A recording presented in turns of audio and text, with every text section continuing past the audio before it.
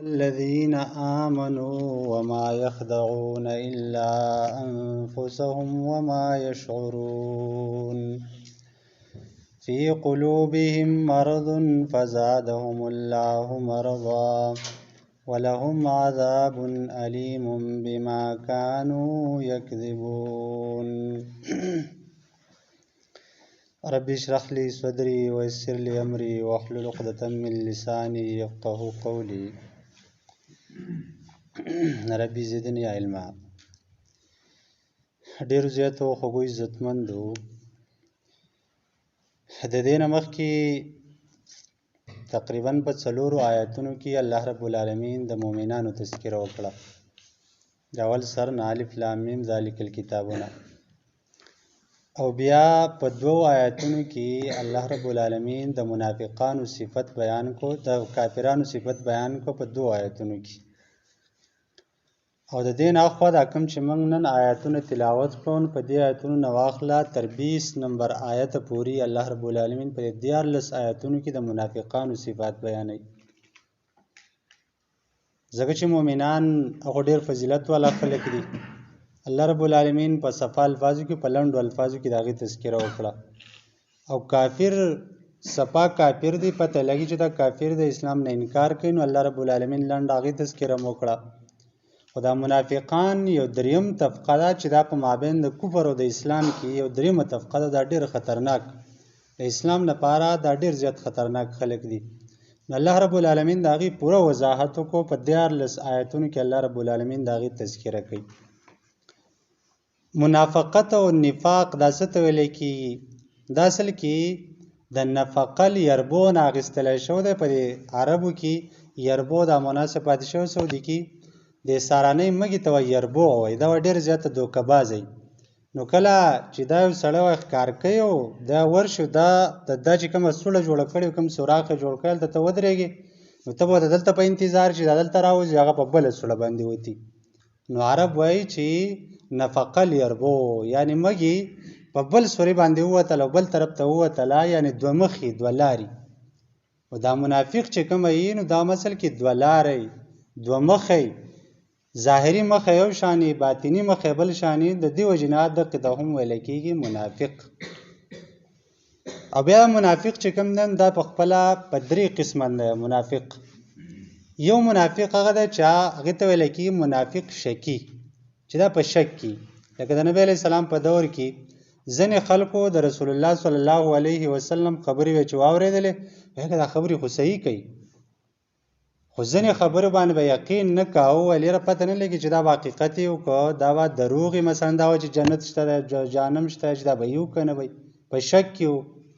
او دقې وجې نه بیا هغه منافقان چې هغه به ظاهره باندې مسلمانان شوي وو، خو چې کله نبی علیه صلات وسلام د معراج واقع بیان کړ چې زه بېګا تللی وم 9 اسمان ته د الله رب العالمین خواله تللی وم، نو دغه منافقان چې کومه شکي خلک وو هغه ویل ما دا خو داسې خبرې کوي چې دا خو عقل نه مني، وروسته بیرته کافر شو.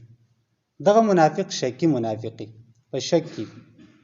یو منافق چې کوم دی هغه منافق اعتقادي، د عقیدې منافقي.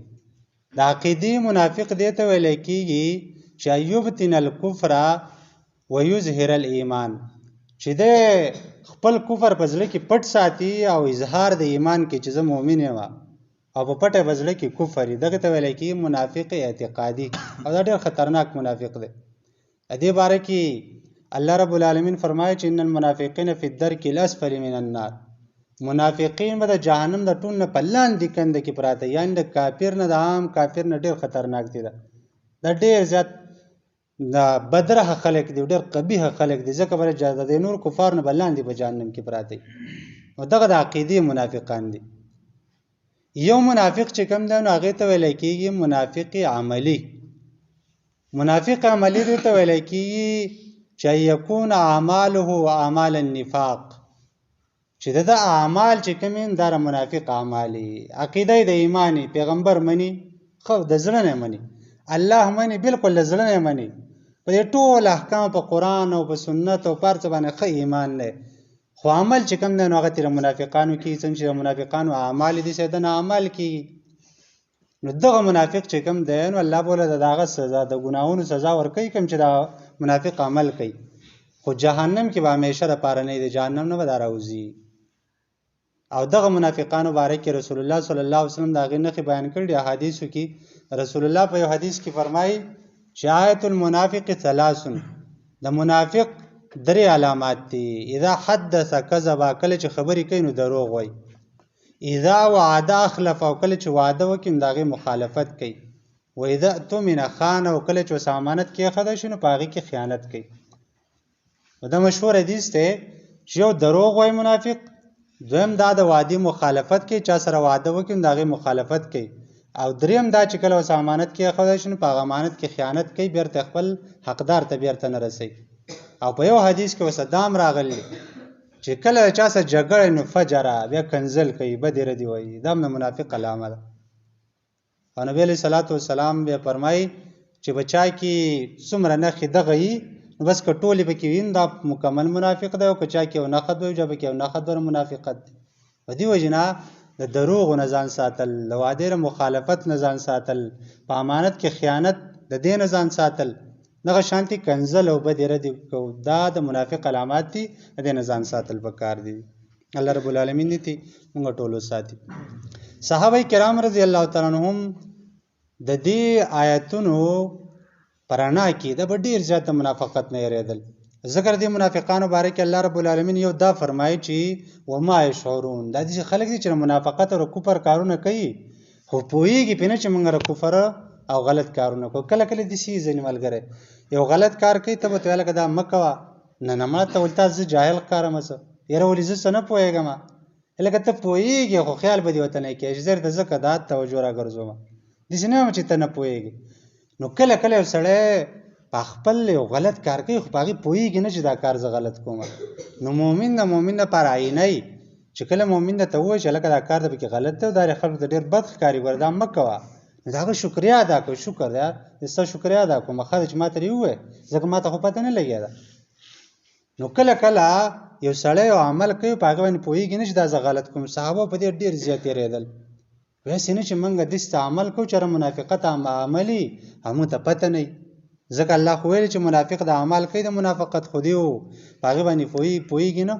نو کله به چې دې صحابو د زړه کیفیت هم بدل شو نو هغه به ډېر زیات یېرېدل. حنظله رضی الله عنه مشهوره واقعه ده. ابوبکر صدیق رضی الله عنه سره میلاو شو، وایي نافق حنظلته. ابوبکر صدیق ته وایي حنظله چې کوم دا منافق شرزان باره کې ورته وایي. ابوبکر صدیق وایي ولې څه چل شوی دی؟ هغه وایي چل خدا شو چې موږ د رسول الله په مجلس کې کله ناست یو نو زموږ کیفیت بل شاني، داسې یو اخروي کیفیت د آخرت یو یره او یو روح په موږ باندې راخوري، د الله یره باندې راخوري، د جنت څه مینه پیدا وي، د جهنم نه یریږو، او داسې ایماني کیفیت یې راباندې. خو کله چې بار ته لاړ شو، بار معاملاتو ته لاړ شو، بیا بل شانتي وو. نو ابوبکر صدیق ورته دغه مسله خو زما هم ده، دا خو موږ ته هم دا مسله ده. دی ولاړه رسول الله صلی الله علیه وسلم ته، نبی علیہ السلام ته خپله مسله بیان کړه. رسول الله زموږ دا حالت دی. رسول الله ته وفرمایل حوصله یې وله ورکړه، تسلي وله ورکړه، وایي دا خو دغه ستاسو ایمان دی چې ستاسو د دومره یره شته دی. که تاسو داسې شوئ چې زما په مجلس کې څنګه یې، که داسې بهر هم شوئ نو بیا خو فرشتې ستاسو مصافحه کول شروع کړي، تاسو خو بیا ډېر عظیم خلک یې. او په یو حدیث کې داسې هم راځي چې څه صحابه د کرام نبی علیه السلام ته تپوس وکړو د الله باره کې هم څه خیال دی، ستاسو د الله سم معامله څنګه وي؟ نو هغه ویل نه د الله سم خو دقه معامله که بظاهره کې چې څنګه وي دقسې باطن پټ هم د الله سره دقه شانتې معامله ده. ویل بس تاسو منافقان نه یې، تاسو صحیح مؤمنان یې. نو لهذا صحابه به د دې آیاتونو د وجې نه د منافقت نه ډېر زیات تېرېدل.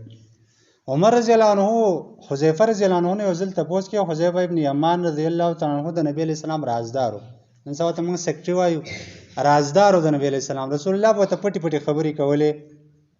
عمر رضی الله عنه ته تپوس کوي، وایي رسول الله صلی الله علیه وسلم چې تا ته منافقانو کوم نومونه ویلي، په منافقانو کې به چېرته زما نوم خو نه و که نه؟ هغه وایي نه ستا نوم پکې نشته دی، نوره ته خیمه نه خو ستا نوم پکې نشته دی چې په منافقانو کې ته یې نه لکه. دا صحابه به دومره زیات تېرېدل. ابن ابي مليكه رضی الله عنه رحم الله فرمایي چې ما 13 صحابه لیدلي او دا ټول چې کوم دي دا په خپل ځان باندې د منافقت نه ډېر زیات تېرېدل، چې هسې نه چې موږ منافقان یو او موږ پوه نه یو، موږ ته پته نه وي، او موږ هسې نه چې منافقانو په لیسټ کې یو. او دا ټول داسې صحابه وو چې دی یو هم دا دعوه نه کوله چې زما جبرئیل ایمان نه زما میکائیل ایمان ده، یعنی په خپل ایمان باندې مغرور نه و. کله کله ګوره منګه مدرسه کې مثلا 8 کاله واړو مفتی کورس وکړو یا علم وکړو، مدرسه کې درس تدریس کوو یا په تبلیغ کې لاړ شو یا چرته جهاد وکړو یا دیندار شو یا قرآن تلاوت وکړو، لږ په موږ د علماو کې ټول نه زیات دا کار دی. نو موږ وایو چې بس زما ایمان خو بس کامل دی. نه، په خپل ایمان به غرور او تکبر نه کوو، یریږو بهر ټیم کې به د الله نه یریږو. بله زمونږ د زمونږ ټولو عوامو مسله ده، اول په ما کې بیا په تاسو کې به کېدای شي نه، خو ما کې په خپله دا ده، هم د مولیانو کې هم ډېره، د دیندار خلکو کې موږ کې ډېره زیاته ده. چې کله موږ داسې څه قباحتونه بیان کړو چې یاره د منافق د علامت دی، د کافر د علامت دی، د ګناهګار د علامت دی، نو موږ ټول بل چاته فکر ځي. مثلا زه وایم چې هلکه دا زه بیانوم خو دا په دې مولوي صاحب کې دا چل دی، دا په لالا کې دا چل دی، دا په دې فلاني چل کې دا چل دی. نه، دا ګوره خپل ځان پې تلل پکار دی. پکار چې زه دا منافقت علامت نه دا موږ ذکر کړو چې بېګاله موږ په کټ کې سملو او موږ دا سوچ وکړو چې هلکه د منافق چې دا کوم علامات دي، دروغ ویل دي، خیانت کول دي، د وعدې مخالفت کول دي، کنځل کول دي، چېرته ما کې خو به دا نه وي. او آیا زه خو چېرته د الله په باره کې شکي خو نه یم؟ آیا زما خو د پیغمبر باره کې شک نشته دی؟ او داسې خو نه چې زه په ظاهر باندې یو څه کوم او زما باطن بل شان دی. نو دا ګوره هر څه په ځان باندې پټ کوو نو بیا بالا معاشره ټیکي. دا معاشره د څه نه ورانوي؟ ګوره 2 کسان جګړه وکړي، ته به ورشې هغه ته به وایې چې هلکه صلح وپکې کې دا صاحب چې کوم دی که زه یم او که بل زه به وایم چې نه دا ګناه ټول هغه ته دی، ما ته خو هېڅ ګناه نه و، هغه ته را ګناه و. نو د هغې نه معاشره وکړه. که بل له ورشي هغه ځان بالکل فرشته کړي، دا بل ګناهګار کړي، نو د دې نه شی وران دی، نه خبره ورانېږي. خبر هله سازي چې زه وایم چې زه ګناهګار یم او دا بل ملګری مخالف مې وایي چې زه ګناهګار یم، مسله به حل کېږي، هله به کورونه سازېږي، هله به معاشره ټیکېږي، هله به اصلاح راځي، نو موږ به د یو بل اصلاح کوو.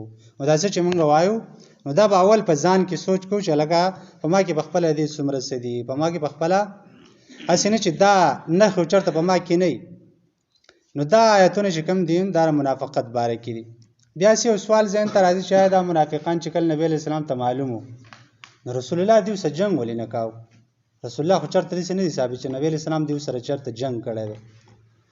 نو د هغې څو وجوهاتو یو وجه خو دا بخاري کې حدیث ته نبی علیه صلات وسلام فرمایي چې اکره ان یتحدث العرب ان محمدا یقتل اصحابه، چې زه دا خبره بده ګڼم چې چېرته کافر زما باره کې دا خبره ونه کړي چې نبی علیه السلام محمد چې کوم دی صلی الله علیه وسلم دا خپل ملګرو سره جګړه کوي. ځکه په ظاهره خو مسلمانانو کلمه یې ویله.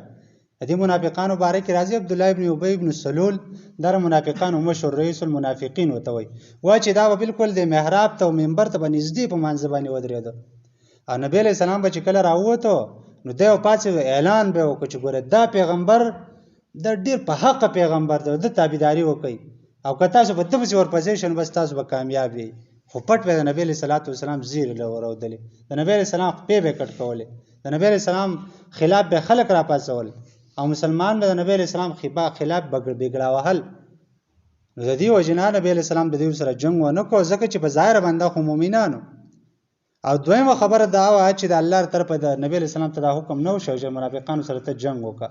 د دې وجې نه امام مالک رحمه الله چې دا د دې خبرې دلیل دی چې حکیم او بادشاه او امیر دا به د الله ر حکم نه بغیر په خپل رای فیصله نه کوي. او دریم قول پکې امام شافعي رحمه الله کړل. امام شافعي رحمه الله وایي چې ګوره شریعت ظاهر ته ګوري، په ظاهر باندې خو چونکې دې کلمه ویله مسلمانانو نو نبی علیه السلام دا ویلي چې امرت ان اقاتل الناس حتی اشهد ان لا اله الا الله، ما ته دا حکم شوی دی چې زه خلکو سره وجنګېږم تر دې پورې چې دوی دا ګواهي وکړي چې لا اله الا الله. نو لهذا په ظاهر خو هغې ګواهي کوله، رسول الله سره دې وجې نه جنګ نه وکړی، دې وجې نه د خلکو سره جګړه نه وکړل. پاتې شه دا چې حکم د منافق څه شی دی. نو حکم د منافق چې کوم دی دغه حکم چې څه ورته نه ویل دا د نبی علیه السلام د دور پورې و. پاتې شو هغې نه وروسته نبی علیه السلام د دور نه وروسته نو اوس دوه خبرې، یا به یو سړی مسلمان یا به کافر وي، په منځ کې بل څه څیز نشي کېدی چې دا به بل څه څیز منافق پکې نشته. لہذا اسلامي حکومت به د هغې خلاف جنګ کوي، د دغه منافق سره به جنګ کوي. دا به دې ته نه پرېږدي چې د مسلمانانو خلاف سازشونه جوړ کړي، د مسلمانانو خبرې کافرو ته ورسوي. خو ګوره زما ستا کار نه دی، ګوره داسې نه چې ما او تا به چا باندې دا حکم ولګو چې دا منافق دی او ټوپک پسې راوالو ولو یې نه، دا حکومتي وخت په کار دی. خو دا په هغه صورت کې چې کله اسلامي حکومت وي، اسلامي نظام وي، نو معلومه دا چې اسلامي نظام هم ضروري دی چې اسلامي حکومتي اسلامي حاکمي چې هغه دا خبرې نافذول شي. نو لہذا دا مختصر دی آیاتونو وضاحتو. ترجمه ته خوښ شي.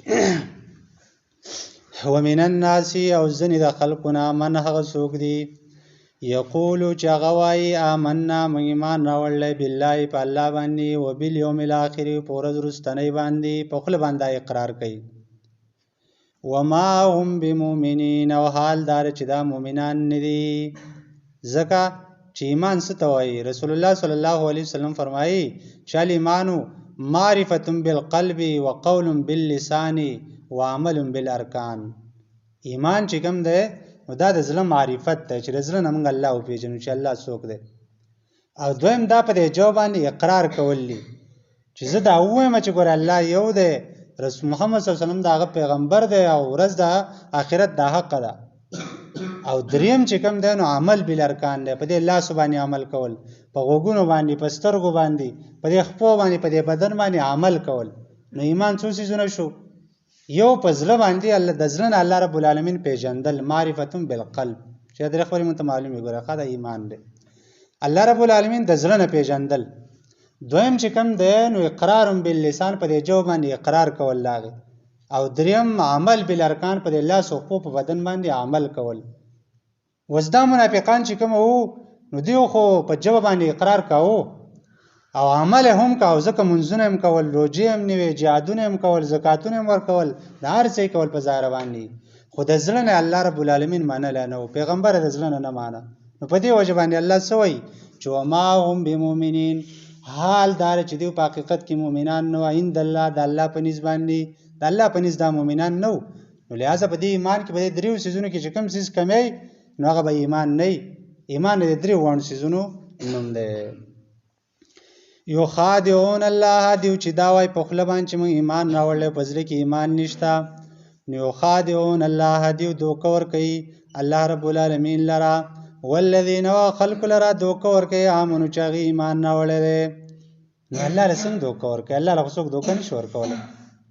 نو دې معنی داره یوه خبره دا ده چې ځینو علماو پکې داسې ویل دی چې یخادعون الله بزعمهم، دیو الله له دوکه ورکوي خو په خپل ذهن کې وله دوکه ورکوي. کله کله مونږ چاله دوکه ورکوو که نه، څوک ملګری مونږ له دوکه راکوي نو مونږ به ښه پوهېږو چې دا ما دوکه کوي، خو هغه په دې خپله خبره نه پوهېږي چې زه دله دوکه ورکوم دا په ما پوهېږي چې ما دوکه کوي. نو دیو چې الله له دوکه ورکوي دا وله په خپل ګمان کې چې په دې غوندې مونږ الله دوکه کوو، حالانکې دا ځان دوکه کوي. او چا پکې دا عبارت راایستی دی چې یخادعون رسول الله، دیو دوکه ورکوي د الله رسول ته، او رسول ته دوکه ورکول دا داسې دي لکه الله ته چې دوکه ورکوي. نو الله یې ځکه ځان ته نسبت وکړو چې دیو الله له دوکه ورکوي. صحیح خبره دا ده، صفا الفاظ داري چې دی الله له دوکه ورکوي په خپل ګمان کې، خو په دې پوهېږي نه. یخادعون الله، دیو دوکه ورکوي الله رب العالمین لره، والذین خلق لره آمنو چې دی هغې ایمان راوړلی مؤمنانو له هم دوکه ورکوي. نو مؤمنان خو انسانان دي، انسان له خو دوکه ورکولی شي. وما یخدعون، دیو دوکه نه ورکوي الا انفسهم مګر خپلو ځانونو ته، وما یشعرون، خو دوی په دې باندې پوهېږي نه، په دې نه پوهېږي چې دا وبال او دا نقصان د دوکې چې کوم دی دا خو ما ته راجع کېږي، په دې خو زه غر کېږم، په دې خو زه تباه کېږم، دنیا او آخرت مې تباه کېږي. نو په دې خبره دا نه پوهېږي.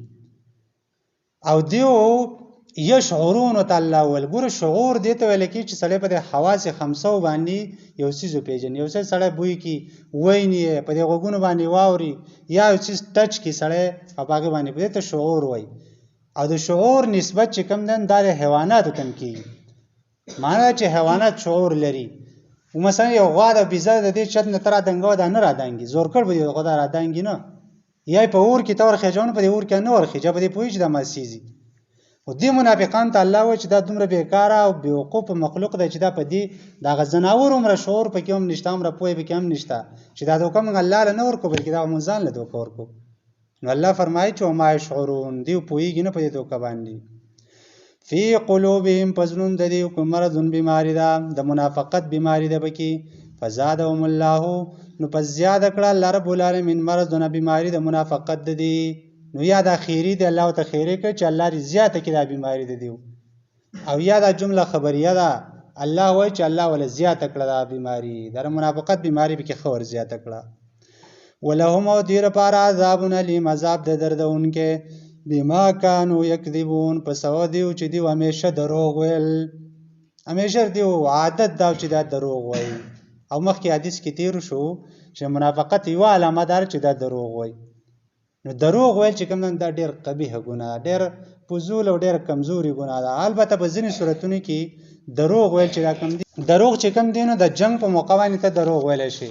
مثلا مؤمنان دی هغه یو طرف ته روان دي، خو د کافرو د سازش نه ځان بچ کول لپاره هغه چې ښی طرف ته ځي خو دې تپوس د ګز طرف کوي چې دا خلک راباندې پوه نه شي او موږ په حفاظت کې خپل ځای ته ورسو. نبی سلام فرمایل القتال خداعة، جنگ چې کوم دن دا چل به کړه خلکو سره.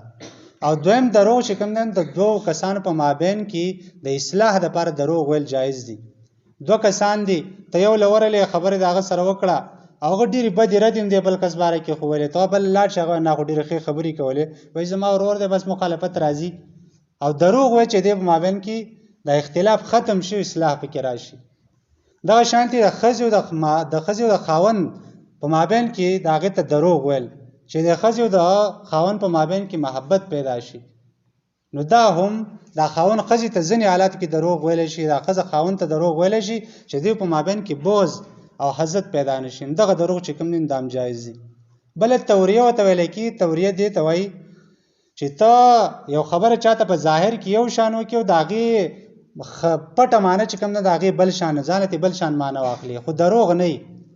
لکه رسول الله صلی الله علیه وسلم چې کله هجرت کاونه ابوبکر صدیق رضی الله عنه ورسره دی، یو سړی ورته راغی، د ابوبکر صدیق نه تپوس وکړه دا سړی څوک دی؟ هغه دا زموږ رهبر دی. نبي علیه السلام ورته وکړه دا زموږ رهبر دی، موږ ته لار ښیي. هغې ته ظاهره داسې کوي چې موږ ته لار ښیي، او په حقیقت کې معنی دا چې دا موږ ته هدایت کوي، یعنې قرآن او حدیث راته ښیي. یا دا چې نبی علیه صلات وسلام دغه سړي نه تپوس وکړه ته څوک یې؟ هغه نبی علیه صلات وسلام ته خپل تعارف وکړ، رسول الله ته بیا ووایه، رسول الله ته وایي ته څوک یې؟ نبی علیه السلام ته چې نحن من الماء، موږ د اوبو نه پیدا یو. هغه ته دا مطلب و د نبی علیه السلام چې ټول انسان د اوبو نه پیدا دي. خو هغه سړي ته دا معنی وایسته چې ما چې کوم دا په عراق کې ولاقه ده او دا به د هغه ځای کې خلک وي، لهذا دا توریه جایز ده. نور عام دروغ چې کوم دی دا عام دوکه کول لپاره دا ډېر سخته ګناه ده.